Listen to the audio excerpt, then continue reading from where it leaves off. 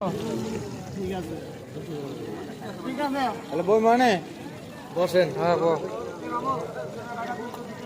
জীবন দিয়ে চারে আমি বেসেছিলাম ভালো, সে আমারে ভুল বুঝিয়া দূরে মশলা মাখানি আছে তাই না ভিতরের কি? না, এটা এই মাছটা আবার ওয়াশ করবো, ওয়াশ করে ধুইয়া কাটার নরম পরে হয়ে গেছে আবার নাকি ভাই? মশলা দিয়ে দিব।